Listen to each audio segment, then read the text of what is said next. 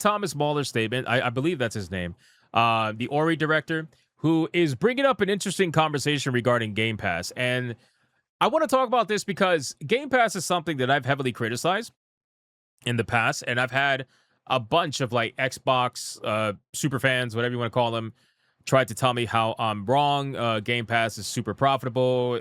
Game Pass is like making all this money and all this shit.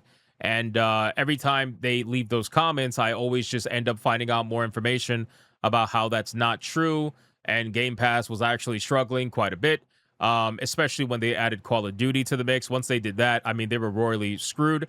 But, obviously they tried to back out from that, take Call of Duty out of Game Pass and lower the price of Game Pass back to the price that it was, but slightly higher. Regardless, we all know how it ended up, okay?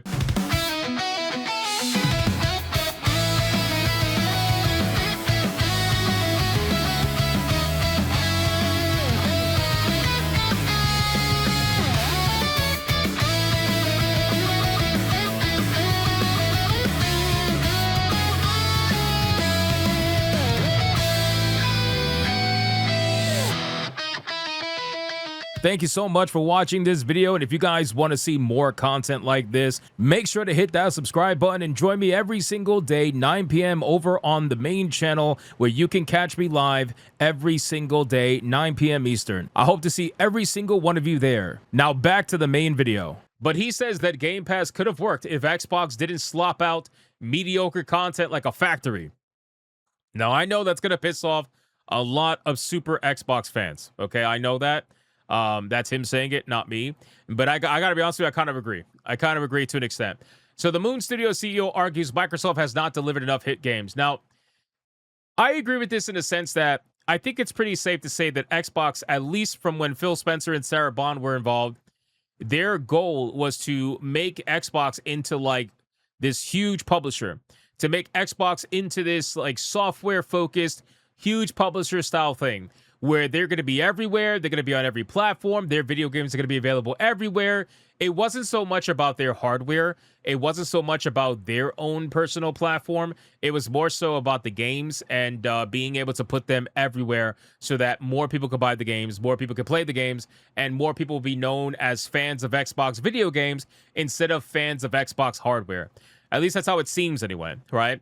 And come to find out with Asha Sharma and what she's doing, I think it's safe to say that that's true, because she's trying to do the opposite now. She's trying to bring people back to the hardware, bring people back to the platform, and give them a reason to be an Xbox fan again. But with all that being said, I do agree. I think that it's crazy because if you look at Xbox and you look at Game Pass, one of the things that I've been saying about Game Pass is that while it isn't a good service when it was cheaper, and it gave people the ability to be able to try all these games for a fairly low price, a lot of people use it as a rental service, number one. And number two, what it really was is that it's a machine that constantly has to be fed. And that's really the problem with Xbox Game Pass. Game Pass became this massive machine that constantly had to be fed to the point where it became more about the quantity and not about the quality. So they started focusing. That's why they bought up all these studios. Like Microsoft was buying up studios left and right. That's why they did the whole Activision Blizzard deal.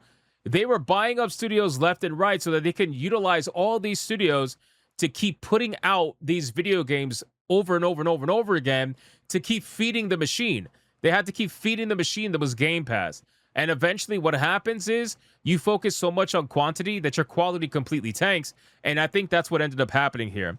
The only video games that really hit it big, outside of a couple of extreme cases like Expedition 33, for example. But a lot of the video games that hit it big, they were also on Game Pass, were video games that had legacy on other platforms. Like Elder Scrolls Oblivion, for example. Remember when Oblivion Remake came out and the game got shadow dropped? That thing exploded on Steam. It exploded on Steam. And I'm sure it did very well on Game Pass too. But it exploded on Steam, right? A lot of these legacy video games that were day one on Game Pass still did very well on their own. But all the other video games that didn't have legacy behind them, they were either from brand new IPs, brand new studios, or whatever, that were just feeding the Game Pass machine, like South of Midnight, for example. It wasn't a thing that that was going to be sustainable. It's just not possible because these games are not making money.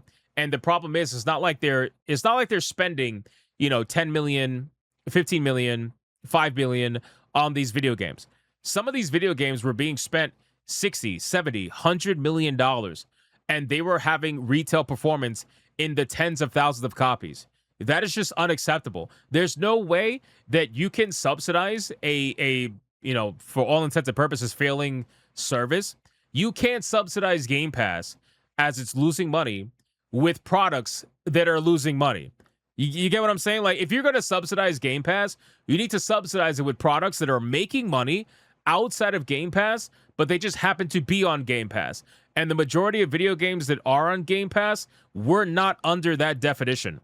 They were not making money outside of Game Pass. So unfortunately, you're subsidizing a failure with another failure, and it just doesn't work. It doesn't work. Game Pass as a whole was a really good idea. It was. However, the moment they did day one games, that's where I feel like they fucked up. And as I've said many times, once you open Pandora's box, you end up creating a situation where it's very hard to go back. Once you offer day one video games and you make it your entire identity and you make it something that's going to keep you differentiated from your competition, once you make that your thing, it's almost impossible to revert that. It really is. And I think Asha Sharma is going to try. I do. I think that she's not going to put games like Elder Scrolls 6, for example, on day one Game Pass. I don't think it's going to happen. If it does, the only reason why I can see her doing it is because Elder Scrolls is going to sell no matter what outside of Game Pass. So she might not view it as like a threat to the sales of Elder Scrolls. But I think she's going to slowly but surely try to take away certain video games from day one Game Pass. I think anyway. And I feel like that would be the smart thing to do with certain titles. But then when you start doing that, you're going to piss off all the people that got used to getting these games day one on Game Pass. And they're going to think to themselves, well, what's the point? That's the problem. Once you offer a service and you take it away, then you're going to have people say, what's the point? Nobody's saying that with PlayStation because PlayStation never offered that. PlayStation never offered day one video games, right? So they don't ever have to worry about somebody saying, well, what's the point of subscribing if I don't get day one games? They never did it. So the problem is Xbox has done it already. So how do you go back? Right? That's why I wanted to bring this up, because I find this to be a very interesting conversation. But let's see what he's got to say. So Game Pass has come under focus again this week after news broke that Microsoft is allegedly planning significant cuts across its gaming business, which we already know. Game Pass last known subscriber figure was 34 million, which, by the way, like we've said on SNH, in case you guys are not aware, their latest number was 34 million. It's probably lower. And here's the thing. Phil Spencer and Sarah Bond, Phil Spencer especially, they thought that Game Pass was going to reach 100 million. 100 million. 100 million subscribers. That's what they thought they were going to reach. That was the goal. That was always the goal. They didn't even get halfway. They only got 1/3. 1/3 of the way. But they thought it was going to reach 100 million. Crazy. Anyway, so the last number was 34 million, published in February 2024. Growth is understood to have slowed in recent years. Xbox recently confirmed that a price rise introduced last year shed millions of subscribers in a few months. I'm actually proud of people. I'm proud of all the people that unsubscribed from Game Pass when they raised it to $29.99 or whatever it was. I'm actually proud of them, because usually what ends up happening is not enough people unsubscribe. So then the increased dollar amount from the people that stayed around offset the amount of people that unsubscribe. But if they lost millions of subs, that's great. I'm proud of the people that did that. Moon Studio CEO Thomas Mahler, who directed both Ori games, wrote on X that he believed Game Pass hasn't been more successful because Xbox did not produce enough hits. Mahler was responding to a post from 3D Realms founder George Broussard, in which he questioned whether Microsoft overbought studios in an attempt to feed its Game Pass ambitions. The Game Pass strategy could have worked if people would have shown up for it, Mahler wrote. The problem is they didn't, and the software catalog was just nowhere near good enough to make people happily pay the subscription every month. That's exactly what it is. That's exactly what it is. It's the same thing as with streaming in the film business. I'll happily pay my HBO sub because HBO has amazing content that I want to watch. I'd keep that sub just to binge The Sopranos, The Wire, Game of Thrones, etc. Yeah, that's really what it is. But again, the problem is that you have to find a balance, right? you have to find a balance. There's no way that every single one of your video games that you put out are going to be a banger, because these studios are constantly trying to fill in the gaps with video games that hit like very niche markets. But the issue is that you can make these games, but the money you're spending on these games is just unacceptable. It just is. Like, at what point do we say that South of Midnight should not have cost $100 million estimated? At what point can we be honest with ourselves and say that? I can understand there's a lot of like hardcore Xbox super fans out there, but even as a super fan, you gotta admit at some point, like, bro, $100 million for a game like South of Midnight. Clearly, there must be something wrong there, right? Like we cannot sit here and say that that's normal. Like, that's not fucking normal. There's no way that that's normal, right? But again, the problem is that we have studios that are surrounded by nonstop toxic positivity. It's all like nobody has a bad idea. Everybody talks about each other like they're a genius. They're all geniuses. Everybody's amazing. You never have any real critique, because critique is considered to be harassment now. So if you critique someone or you critique a business or their decisions, now you're harassing them. That is the mindset that has plagued this industry, to the point where there is no way that it's going to improve until that mindset is eradicated. Until people are able to actually take criticism and handle it in a proper way, there's no way that you're going to be able to improve.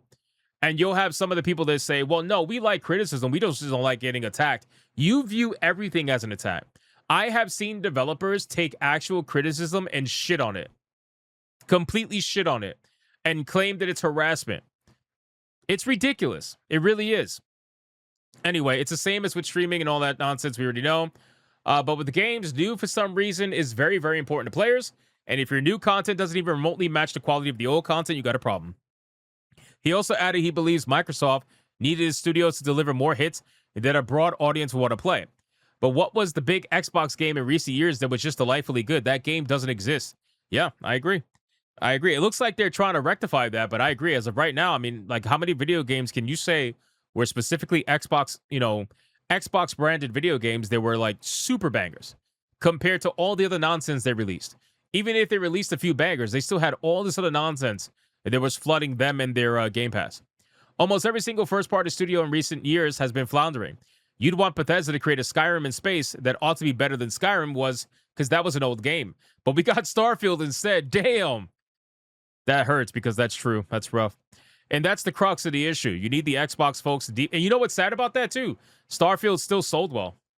Now, granted, it's not going to have the long legs that, let's say, Skyrim had or Oblivion had, but the initial sales were pretty decent until people got the word of mouth that the game is just not that great for most people, Anyway, and that's the crux of the issue. You need the Xbox folks to deeply, fundamentally understand gamers and what they want.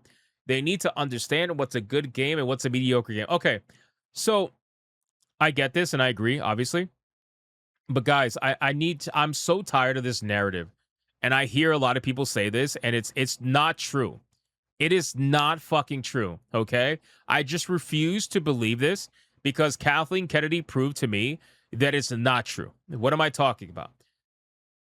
I am tired of the narrative that companies like Xbox and PlayStation or whatever, right? All these major studios that are supposedly not understanding what gamers want. I am tired of the narrative of taking away the responsibility from them and saying that they're just either too stupid or they don't understand what gamers want. I'm tired of that narrative. That narrative is not true. The truth is that they know exactly what you want. They just don't want to fucking give it to you. That's the truth. That's what it is. And that's what, like, people tend to take, like, they take it away, like, the blame away from, like, no, they know exactly what you want. These people pay other people hundreds of thousands of dollars a year to study analytics. You got people in these companies that study analytics all day, every day, and they know exactly what it is that you fucking want. They know exactly what it is that will hit the mass market. They know exactly what it is that most regular gamers are going to be at least remotely interested in. They decide to take that information and say, okay, we're going to do the opposite because we feel like we already have these people as players. So we're going to give them stuff that they don't necessarily want in the hopes that they start opening up their, you know, I don't know, expanding their horizons or whatever. But they know exactly what the fuck you guys want. They know exactly what it is that I fucking want. All right? They know exactly what it is that every normal gamer wants. They just choose to do the opposite. So that's why, like, I'm so tired of people taking away the blame from them, because that's just not fucking true. That's not true. These guys are not stupid. They're not stupid. They might be ideologically captured. They might be like, you know, fucking political psychopaths, whatever. They might be all that stuff. But the one thing they're not is stupid. They're not stupid. They know exactly what they're doing. And they have the information right in front of them. They pay for the information, and then they pay people to study the information. And they have these reports given to them every fucking week. Every week they're getting reports about what people are talking about. What is trending? What are people interested in? What's the latest survey? What's this? What's that? They have everything. And they choose to do the opposite of whatever we tell them we want. Honestly, at this point, they do the opposite so much that I kind of want to tell them, hey, we want more trans video games. Because shit, if we tell them we want trans video games, then all of a sudden we might get some fucking base shit. Nah, I'm just kidding. I'm just kidding. Anyway, the point is, the point is, stop taking away blame from them, because they absolutely know what's going on. And a lot of these higher ups, right? A lot of these higher ups at these studios, you know they're on social media all day, every day, right? They're on social media all day, every day. They know exactly what the conversations are. A lot of them are gag ordered, so they don't really respond or say anything, but they see it.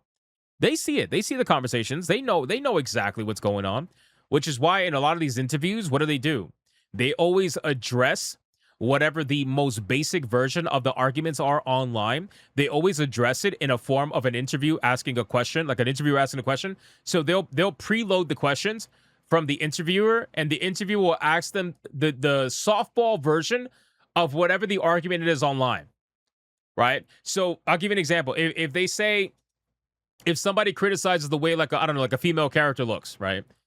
Let's just say Lara Croft. Like, if you criticize the way Lara Croft looks, you'll have an interviewer that will load up a question saying, hey, so there's a lot of discussion online right now about the way Lara Croft looks, about Lara Croft's design. What was your mindset going into the design and creating this iconic character? What was your mindset? They will do something like that in order to kind of respond to the criticism, but then really not actually want to address the question head on. This is why, like, they need the shills, so that the shills can then do softball versions of whatever the real questions are, you know? So anyway, that's basically it, boys. And like I said, Thomas Mahler, I mean, I like his tweets a lot because they really kind of go into the business side of things, and it's really interesting. Mahler said, this is really going to piss people off. Mahler said that Game Pass had become a little like communism because it had not given developers a strong incentive to roll up their sleeves and go the extra mile. Holy shit, he compared it to communism, bro. What world do we live in? That's wild. But anyway, shout out to Thomas Mahler. Pretty good overall conversation, man. I appreciate it.